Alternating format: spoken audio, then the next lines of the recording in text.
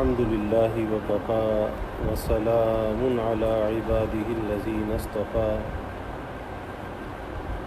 أما بعد فأعوذ بالله من الشيطان الرجيم بسم الله الرحمن الرحيم لقد من الله على المؤمنين إذ بعث فيهم رسولا من أنفسهم يتلو عليهم آياته ويزكيهم ويعلمهم الكتاب والحكمة وإن كانوا من قبل لفي ضلال مبين قال النبي صلى الله عليه وسلم لا يؤمن أحدكم حتى أكون أحب إليه من ولده ووالده والناس أجمعين أو كما قال عليه الصلاة والتسليم رب اشرح لي صدري ويسر لي أمري واحلل عقدة من لساني يفقهوا قولي سبحانك لا علم لنا إلا ما علمتنا إنك أنت العليم الحكيم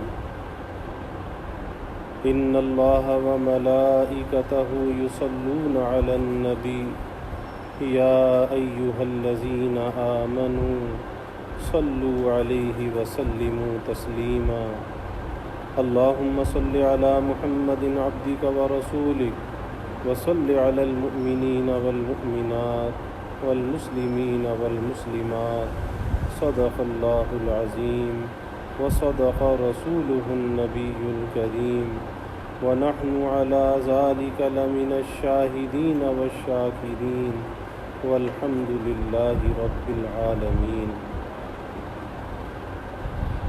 توفیق الہی اپنے محبوب مرشد پاک کی برکت سے عشاء کی اس نشست میں حکیم الامت مجدد الملت حضرت تھانوی رحمۃ اللہ علیہ کی بہت ہی بابرکت تصنیف نشر الطیب فی ذکر النبی الحبیب صلی اللہ علیہ وسلم کا درس چل رہا ہے، اور اس نیت اور ارادے کے ساتھ چل رہا ہے کہ اللہ تعالیٰ اس ذکر حبیب صلی اللہ علیہ وسلم کی برکت سے سارے عالم کی ساری انسانیت کو اللہ تعالیٰ اس کرونا وائرس سے امن اور سلامتی عطا فرمائے، اور اس کے مضر اثرات سے اللہ سارے عالم کو پاک فرما دے۔ اور دوسری نیت اور ارادہ یہ ہے کہ اللہ ذکر حبیب صلی اللہ علیہ وسلم کی برکت سے اپنے حبیب کی سچی محبت، آپ صلی اللہ علیہ وسلم کی اطاعت اور آپ کی معیت اور آپ کی شفاعت اللہ ہمیں نصیب فرما دے۔ معراج کا واقعہ چل رہا تھا کہ رسول اللہ صلی اللہ علیہ وسلم نے سفر معراج میں عالم برزخ میں جزا اور سزا کے عمل کو دیکھا کہ کس گناہ کی وجہ سے کیا عذاب دیا جا رہا ہے، اور اس کو اللہ کے حبیب صلی اللہ علیہ وسلم نے بیان فرمایا۔ اور آپ کا یہ بیان فرمانا ہماری نصیحت اور عبرت کے لیے ہے کہ اگر ہم کسی خرابی کے اندر یہاں مبتلا ہوں گے تو پہلے سے بتا دیا گیا کہ اس کی سزا وہاں پر یہ ہے، اور ظاہر ہے کہ آخرت کی جو سزا ہے وہ بہت اشد ہے، اس کا انسان تحمل نہیں کر سکتا۔ انسان تو اتنا کمزور ہے کہ دنیا کی کسی چھوٹی سی تکلیف کو برداشت نہیں کر سکتا، تو آخرت کی سزا کو، وہاں کے عذاب کو کیسے برداشت کر سکتا ہے؟ اب ایک اندیکھا یہ کرونا وائرس ہے، لیکن جو اس سے متاثر ہے وہ بھی پریشان ہے، جو متاثر نہیں ہے وہ بھی پریشان ہے، دیکھا کسی نے نہیں ہے۔ تو ایک اتنی سی چیز جو ایک اندیکھی ہے، کسی نے نہیں دیکھی، لیکن سن کر کہ جی اگر کوئی بیمار ہو جائے اس کے ساتھ یہ ہوتا ہے، گھر والے نہیں دیکھ سکتے، نماز جنازہ پڑھنے کا مسئلہ، قبر میں اتارنے کا مسئلہ، اللہ نہ کرے انتقال ہو جائے، تو ایک چیز سے سب لوگ خوف کے اندر مبتلا ہیں، ایک وائرس سے۔ تو یہ جو اللہ کے حبیب صلی اللہ علیہ وسلم نے یہ سب کچھ دیکھا معراج میں اور ان ساری عذاب کی کیفیتوں کو بیان کیا، تو کیا اس سے ہمیں خوف نہیں آنا چاہیے اور کیا اس سے نہیں ڈرنا چاہیے کہ کل ہم اگر یہاں کوئی غلطی کریں گے تو کل وہاں پر کس طرح سے اس تکلیف کو برداشت کریں گے؟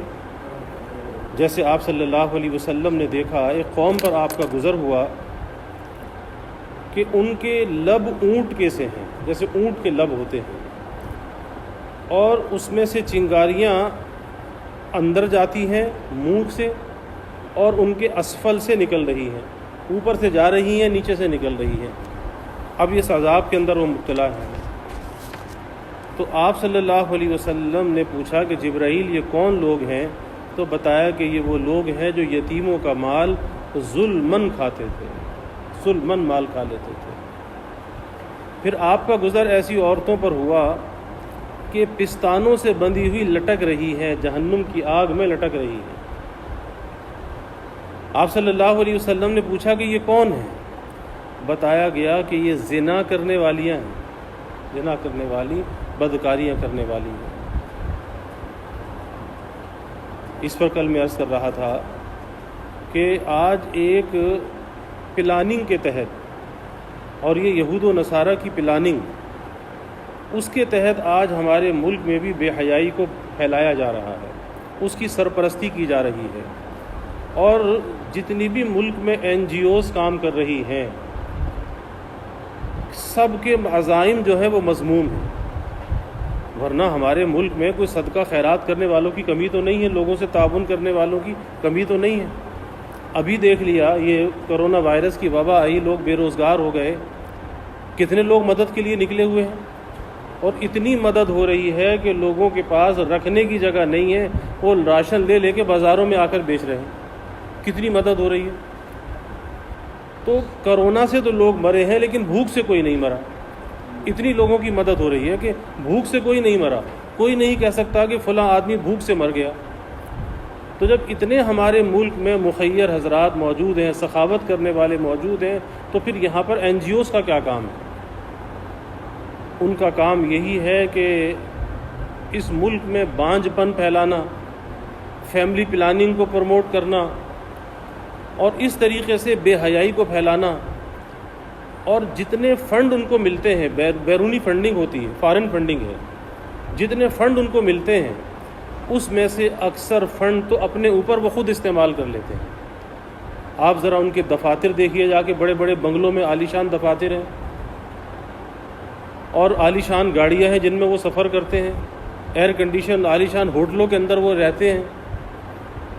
تو اکثر فنڈ، اور یہاں تک بعض دفعہ آتا ہے، بعض تحریریں ایسی پڑھی کہ جس میں 70% فنڈ جو ہے وہ خود استعمال کر لیتے ہیں، 30% جا کے کہیں اور استعمال ہوتا ہے، 70% اپنے اوپر لگا لیتے ہیں۔ لیکن حکومت کی مجبوری کی اجازت دے رکھی ہے، عالمی دباؤ ہوتا ہے۔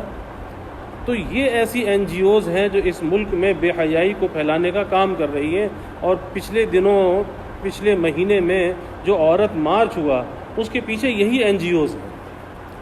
ورنہ پاکستان کے اندر کوئی تنظیم ایسی نہیں ہے کہ جو عورت کو اس طرح سے نکال کر بے حیائی کے لیے سڑکوں پر لے آئے، کوئی تنظیم ایسی نہیں ہے۔ اور یہ تو اس کا ایک ابتدا ہے، آگے اس سے آگے کہاں تک جانا چاہتے ہیں، اللہ ان کے عزائم کو خاک میں ملائے، ان کو اللہ ناکام و نامراد فرمائے۔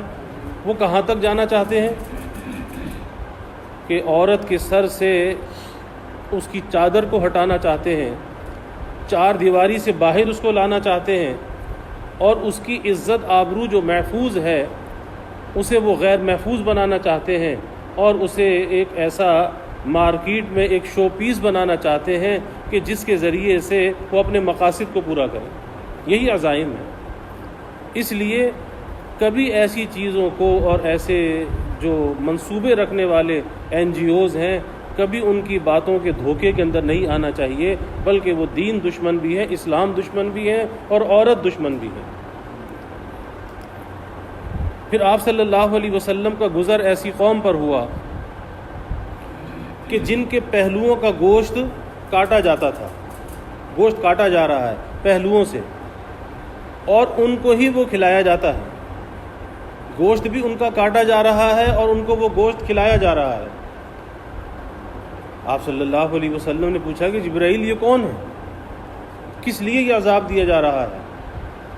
کہا کہ یا رسول اللہ صلی اللہ علیہ وسلم یہ چغل خور اور عیب چین تھے، چغل خور بھی تھے اور عیب چین بھی تھے۔ اب چغل خور کسے کہتے ہیں؟ چغل خور اسے کہتے ہیں کہ ادھر کی بات ادھر پہنچا دی، ادھر کی بات ادھر پہنچا دی۔ کس لیے پہنچا دی؟ کہ شوہر اور بیوی کے درمیان کوئی فساد ہو جائے، مالک اور ملازم کے درمیان کوئی فساد ہو جائے، باپ بیٹے کے درمیان کوئی لڑائی ہو جائے، بھائی بھائی کے درمیان لڑائی ہو جائے، دو دوستوں کے درمیان لڑائی ہو جائے، فساد ہو جائے۔ اسی لیے حدیث میں آتا ہے کہ چغل خور جنت میں نہیں جائے گا، چغل خور جنت میں نہیں جائے گا جب تک کہ اپنے اس فعل سے اس نے توبہ نہ کی۔ تو اتنا سخت گناہ ہے کہ عذاب کس قسم کا دیا جا رہا ہے کہ پہلوؤں کا گوشت کاٹا جا رہا ہے اور انہی کو کھلایا جا رہا ہے، اپنا گوشت انہیں خود کو کھلایا جا رہا ہے، سخت عذاب ہے۔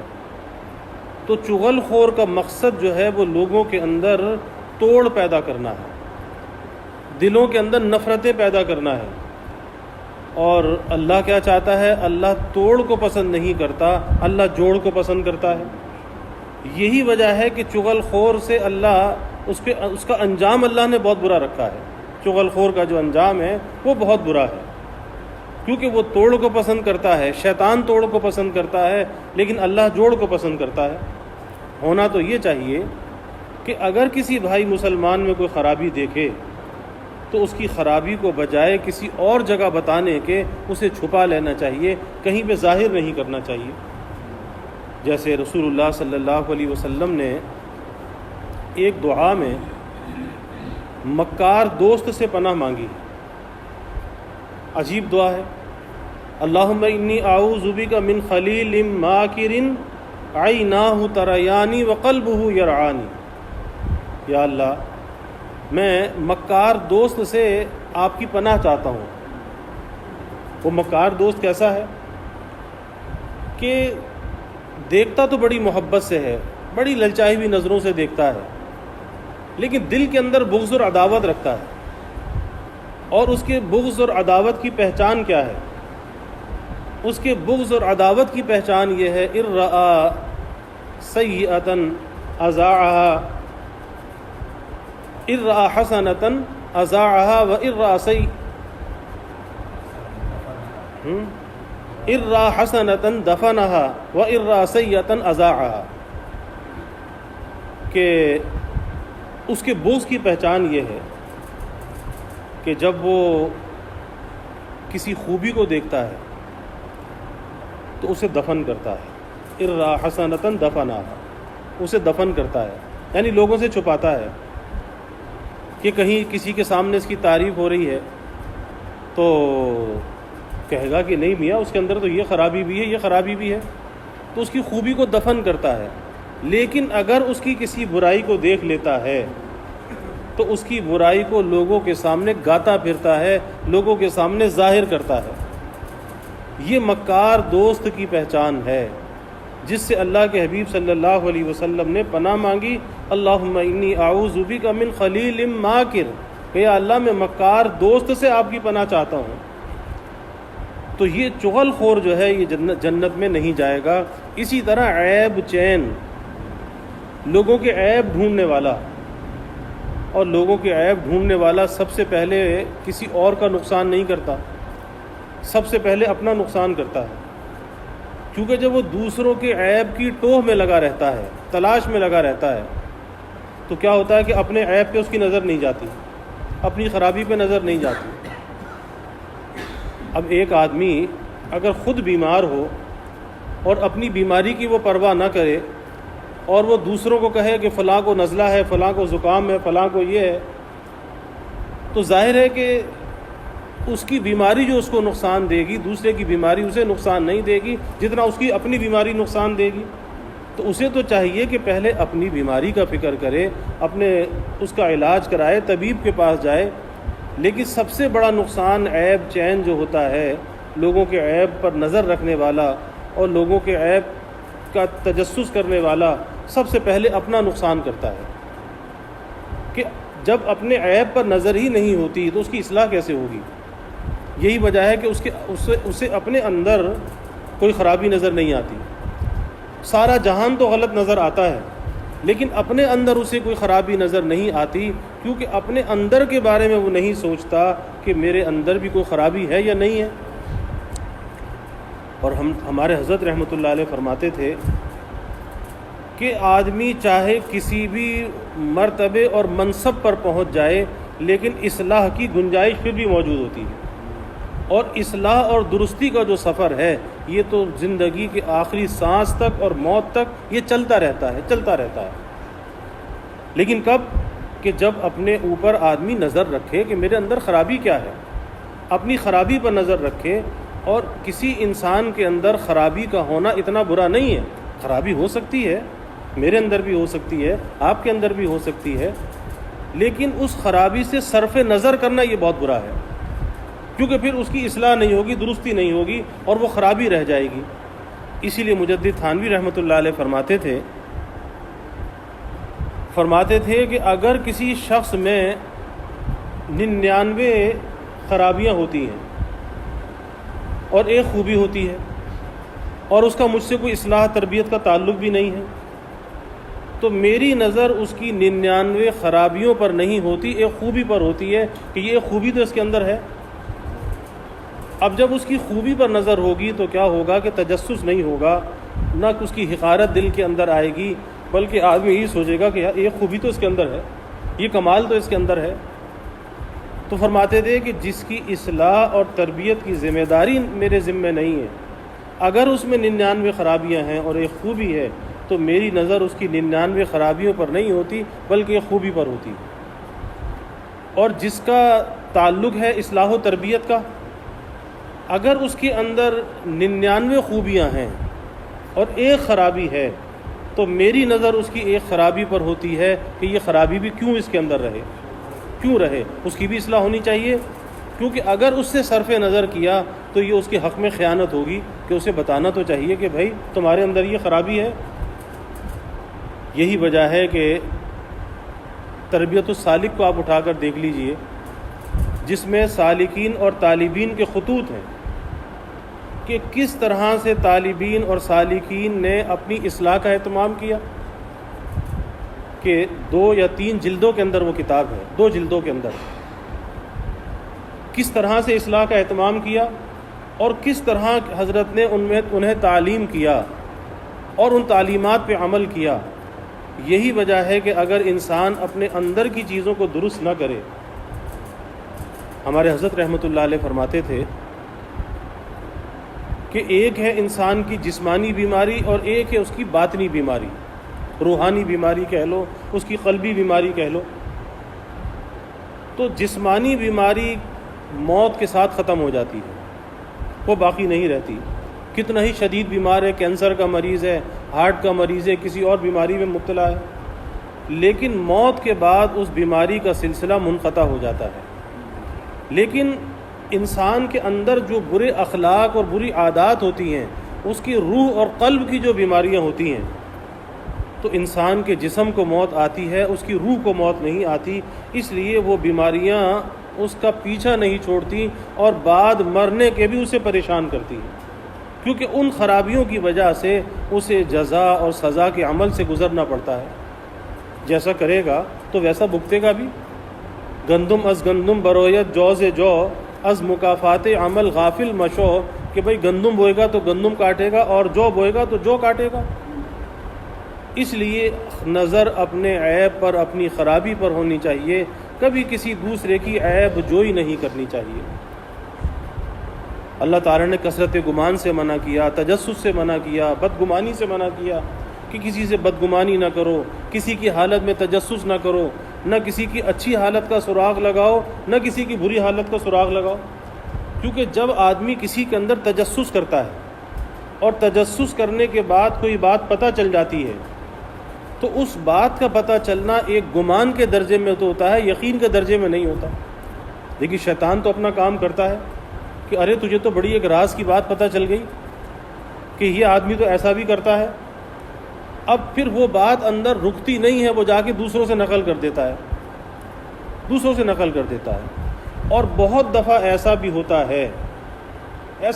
ہے کہ آدمی کے آنکھ کا دیکھا ہوا غلط ہوتا ہے، کان کا سنا ہوا غلط ہوتا ہے، لیکن وہ اپنی غلط دیکھے ہوئے غلط سنے ہوئے کو آگے جا کے نقل کر دیتا ہے. ایک آدمی کو دھوکہ ہوا کہ فلاں جگہ سے وہ گزر رہا تھا. اب اس کو کہا جی آپ تو فلاں جگہ سے گزر رہے تھے. اس نے کہا میں تو وہاں سے گزرا ہی نہیں. اب کیا تھا؟ دیکھنے کا دھوکہ تھا، لیکن اس کو یقین دل کے اندر ہو گیا کہ یہ وہاں سے گزرا تھا. تو اس لیے بہت سی باتیں ایسی ہوتی ہیں کہ ایک صاحب نے کسی اپنے دوست کو آ کر کہا کہ جی تمہارا بیٹا تو سینما فلم دیکھ کے نکلا تھا، جبکہ بیٹا فلم دیکھنے نہیں گیا تھا. اب نہ معلوم کس کو دیکھ لیا اور آ کر باپ کو شکایت کر دی. تو جب باپ نے بیٹے سے پوچھا تو بیٹے نے بتایا کہ میں تو اس وقت میں فلاں جگہ پر تھا، اور جب تصدیق کی تو واقعی وہ وہاں پر تھا، لیکن اس نے نہ معلوم کس کو دیکھا اور کس کو دیکھ کر سمجھا کہ یہ تو میرے دوست کا بیٹا ہے اور یہ تو فلم دیکھ کے نکلا ہے. اب اس سے کیا ہوتا ہے کہ انتشار پیدا ہوتا ہے. یا تو وہ اپنے بیٹے سے بدظن ہو جائے گا، بدگمان ہو جائے گا، اور اگر بیٹا صحیح ہے تو اس دوست سے بدگمان ہو جائے گا کہ اس نے ایسی غلط بات مجھ سے آ کے کیوں کی. تو اس کا نقصان ہی نقصان ہے، اس کا فائدہ کوئی نہیں ہے. اس لیے چغل خوری سے اپنے آپ کو حتی الامکان بچانا چاہیے. بڑے نقصانات ہیں، کیونکہ بعض جگہ ایسا بھی ہوتا ہے کہ ایک دکان پر 4 ملازم ہیں. اب ایک ملازم کی کسی سے لگ گئی، اب وہ مالک کے کان بھرنا شروع کر دیتا ہے، کان بھرنا شروع کر دی، چاہے وہ دکان ہے چاہے وہ کمپنی ہے، کہ جی فلاں ایسا ہے فلاں ایسا ہے. اب یہ کیا ہے؟ چغل خوری ہے. اپنے کام سے کام رکھو، کیونکہ اس کا انجام بہت خراب ہے. ایک تو سزا یہ بیان کی اللہ کے حبیب صلی اللہ علیہ وسلم نے کہ ان کے پہلوؤں کا گوشت کاٹا جا رہا تھا اور گوشت کاٹ کے انہی کو کھلایا جا رہا تھا. پھر گوشت آ جاتا ہے، پھر کاٹا جاتا ہے، پھر کھلایا جاتا ہے، پھر آ جاتا ہے، پھر کاٹا جاتا ہے، پھر کھلایا جاتا ہے، اور یہ سلسلہ چل رہا ہے. کتنا سخت عذاب ہے. اور دوسرے اللہ کے حبیب صلی اللہ علیہ وسلم نے فرمایا کہ چغل خور جنت میں نہیں جائے گا، چغلی کرنے والا، چغلی لگانے والا. اور جیسے یہ مرض مردوں کے اندر ہوتا ہے، ایسے یہ چغلی کا مرض عورتوں کے اندر بھی ہوتا ہے. مثلا ساس بہو کی لڑائی ایک عجیب مخمصہ ہے کہ کہیں پہ ساس جو ہے وہ چغلیاں لگاتی ہے، کہیں پر بیوی چغلیاں لگاتی ہے. ساس بیٹے کے کان بھرتی ہے، حالانکہ پسند کر کے بھی وہی لائی تھی، کسی اور نے پسند نہیں کیا تھا. بڑی تلاش کر کے کہ چاند سی بہو لے کر آنی اپنے بیٹے کے لیے، تو چاند سی بہو چاند ہی گویا کہ لے آئی گھر میں.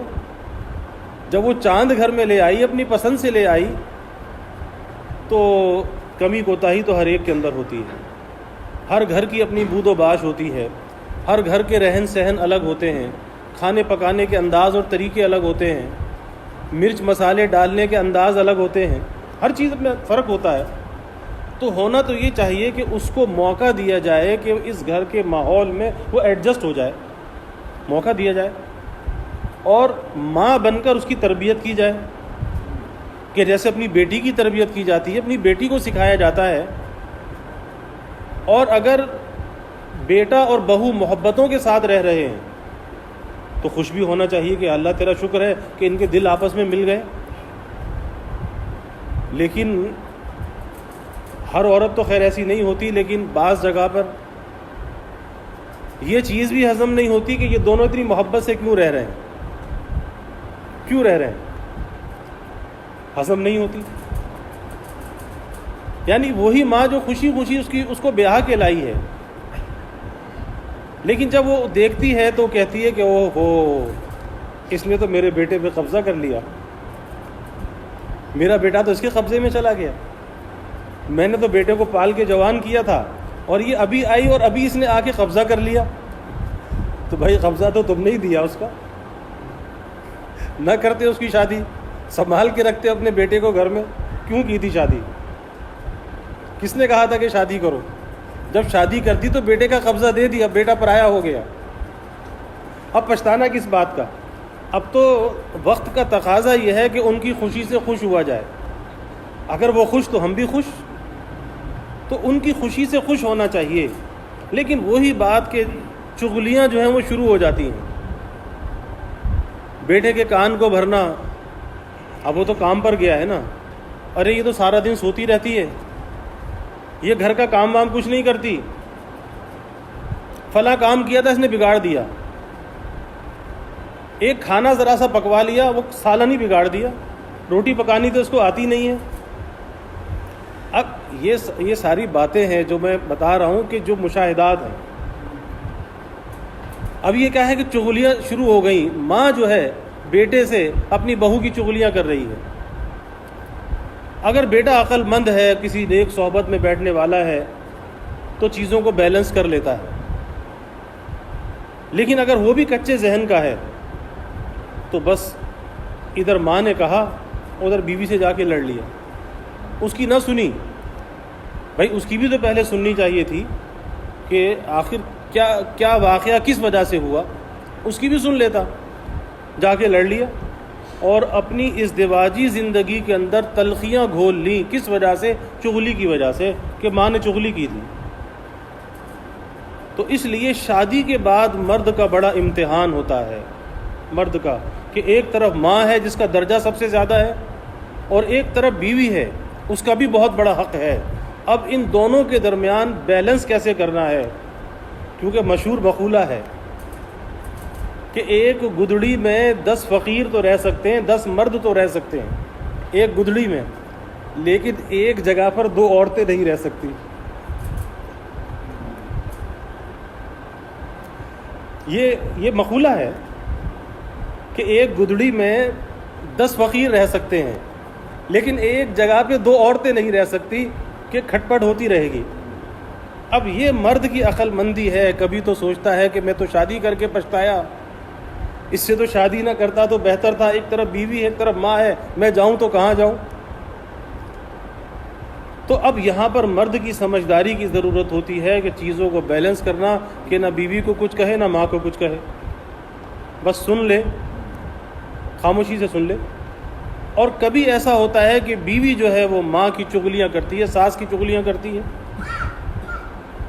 کہتی ہے تمہاری ماں تو ہر وقت یوں کہتی رہتی ہے، تمہاری ماں نے تو میری زندگی اجیرن کر دی ہے، آج تو یہ ہو گیا، آج تو وہ ہو گیا، آج تو اتنی سی بات پہ مجھے ڈانٹ دیا۔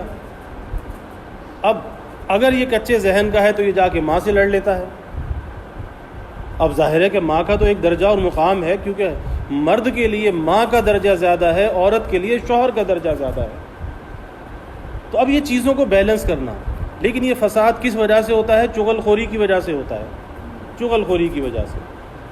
تو اس لیے کبھی کسی کی چغل خوری نہیں کرنی چاہیے، جوڑ کی کوشش تو کرنی چاہیے، محبتیں تو بانٹنی چاہیے، لیکن کبھی تلخیاں نہیں بانٹنی چاہیے، چغل خوری اور غیبتیں نہیں کرنی چاہیے، کسی کے عیب کو تلاش نہیں کرنا چاہیے، کیونکہ عیب سے مبرہ کوئی بھی نہیں ہے، کوئی بھی نہیں ہے، سب کے اندر خرابی ہے، کسی میں کم ہے کسی میں زیادہ ہے۔ یہ تو اللہ تعالیٰ کی ستاریت ہے کہ اس نے اپنی ستاریت کی چادر میں ہمارے عیبوں کو ڈھک رکھا ہے۔ اگر وہ اللہ ہماری ستاریت نہ فرمائے تو ہم کسی کو منہ دکھانے کے قابل نہ رہیں۔ تو کبھی کسی کے عیب کو نہیں تلاش کرنا چاہیے، اور اگر کبھی کسی کی خرابی پتہ چل جائے تو کبھی کسی کے سامنے ظاہر نہیں کرنی چاہیے، بلکہ اسے چھپا لینا چاہیے کہ آج اگر ہم کسی کے عیب کو چھپائیں گے، کل اللہ ہمارے عیب کو چھپا لے گا، قیامت کے دن اللہ ہمیں رسوا نہیں کرے گا۔ تو اسے اس ستار حقیقی کا ستار مجازی بندہ ہونا چاہیے۔ اللہ ستار حقیقی ہے، اسے ستار مجازی بن جانا چاہیے۔ اور جو بندہ اپنے رب کی صفت کو اختیار کرتا ہے، اللہ کو اس بندے پر بڑا پیار آتا ہے کہ یہ بشر ہو کے یہ میری صفت کو اختیار کر رہا ہے۔ درگزر کرنا کس کی صفت ہے؟ اللہ کی صفت ہے۔ جب بندہ درگزر کرتا ہے تو اللہ کو بڑا پیار آتا ہے، کیونکہ صفت تو اللہ کی ہے، لیکن یہ بندہ اختیار کر رہا ہے، اللہ کو اس پہ بڑا پیار آتا ہے، اللہ کی عنایات اس بندے پہ بڑھ جاتی ہیں۔ تو بجائے اس کے کہ ہم اپنے نفس کے مزے کے لیے کوئی کام کریں، اختلاف ڈالیں، چغلیاں کریں، لڑائیاں کروائیں، ارے بھائی ہم اللہ کے ساتھ کیوں نہ اپنے تعلق کو جوڑیں، ہم محبتیں کیوں نہ بانٹیں، ہم نفرتوں کو کیوں نہ مٹائیں۔ اس لیے حتی الامکان چغل خوری کے کبھی قریب نہیں جانا چاہیے، کسی کے عیب کو تلاش نہیں کرنا چاہیے۔ اور اگر حکیم الامت رحمۃ اللہ علیہ فرماتے تھے کہ کبھی کسی کا کوئی عیب نظر آ جائے تو فوراً اپنے 10 عیب سوچو، اس کے اندر تو ایک خرابی ہے، میرے اندر 10 خرابیاں ہیں، تو ظاہر ہے کہ ایک خرابی والا 10 والے سے تو بہتر ہے، تو وہ مجھ سے بہتر ہے کہ اس کے اندر ایک ہی عیب ہے، میرے اندر تو 10 عیب ہیں، تو یہ مجھ سے بہتر ہے، تو پھر مجھے کیا حق پہنچتا ہے کہ میں اس کی برائی کروں، میں اس کے عیب کو کہیں جا کے بیان کروں۔ اس لیے ہمیشہ اپنی اصلاح کی فکر میں لگنا چاہیے، لیکن اللہ کی مخلوق کے ساتھ ہمیشہ بھلائی اور خیر خواہی کرنی چاہیے۔ اور جب ہم اللہ کی مخلوق سے بھلائی کریں گے، ہم جوڑ پیدا کریں گے، اللہ تعالیٰ کی عنایات ہماری طرف متوجہ ہو جائیں گی اور ہم اسی کے محتاج ہیں۔ یا ربی صلی وسلم دائما ابدا علی حبیبک من زانت بہ العصر وآخر دعوانا الحمدللہ رب العالمین۔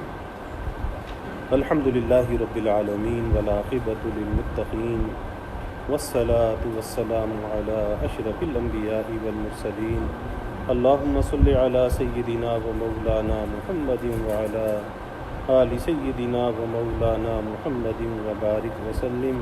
ربنا آتنا فی الدنیا حسنہ وفی الآخرۃ حسنہ وقنا عذاب النار۔ ربنا اتمم لنا نورنا واغفر لنا انک علی کل شیء قدیر۔ ربنا ظلمنا انفسنا وإن لم تغفر لنا وترحمنا لنكونن من الخاسرين۔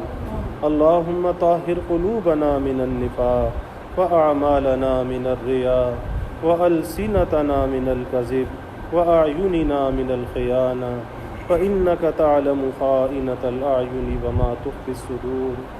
اللهم ارزقنا حبك وحب حبيبك صلى الله عليه وسلم۔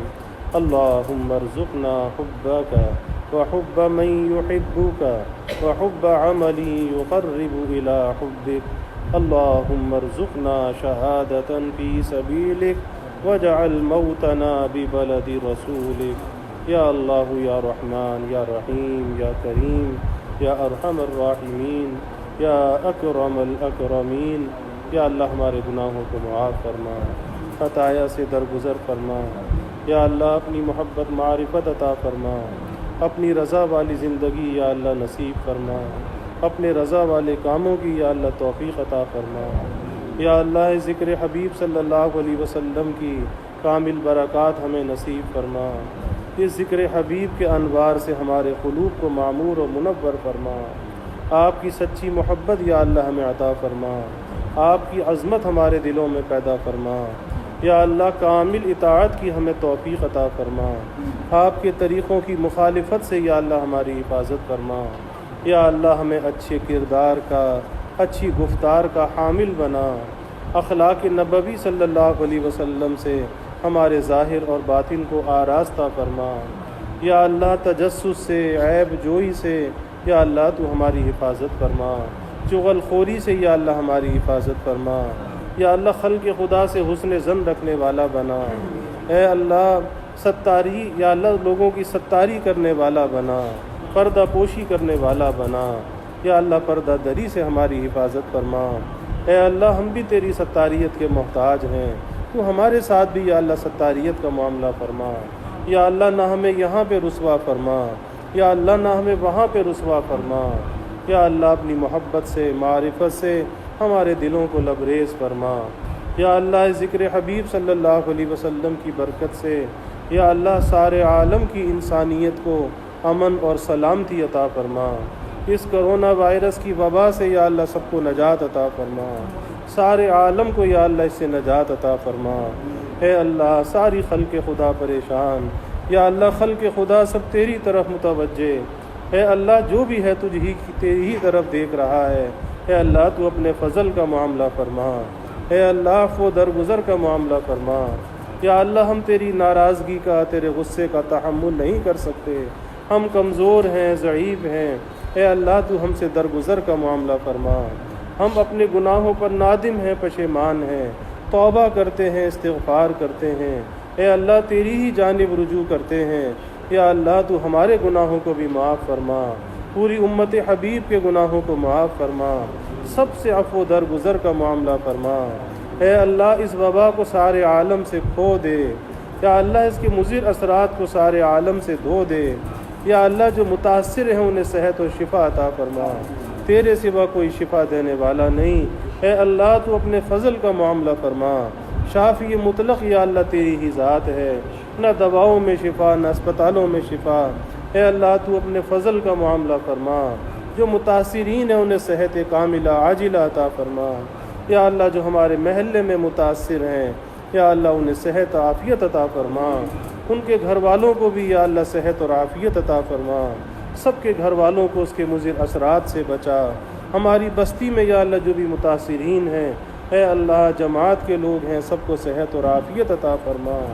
یا اللہ جو محفوظ ہیں انہیں اس وبا سے، اس کے مضر اثرات سے یا اللہ تو محفوظ فرما، تیرے سوا کوئی حفاظت کرنے والا نہیں۔ یا اللہ تجھ ہی سے مدد مانگتے ہیں۔ ایاک نعبد و ایاک نستعین، ایاک نعبد و ایاک نستعین، ایاک نعبد و ایاک نستعین۔ یا اللہ تیری ہی عبادت کرتے ہیں، اے اللہ تجھ ہی سے مدد چاہتے ہیں، تو اپنی مدد کو ہمارے شامل حال فرما۔ یا اللہ اس ماہ مقدس کی کامل برکات نصیب فرما، اس کے دنوں کی برکات بھی نصیب فرما، اس کی راتوں کی برکات بھی نصیب فرما، اس کی عبادات کی برکات بھی نصیب فرما۔ اے اللہ نیکی اور تقوی کے ساتھ یہ ماہ مقدس گزارنے کی توفیق عطا فرما۔ اور یا اللہ جو اس کی غرض و غایت ہے لعلکم تتقون، یا اللہ اس ماہ مقدس کی برکت سے، اس کی عبادات کی برکت سے، صیام و قیام کی برکت سے اے اللہ تو ہمیں اپنے متقی بندوں میں شامل فرما۔ شان تقوی یا اللہ ہمارے اندر پیدا فرما۔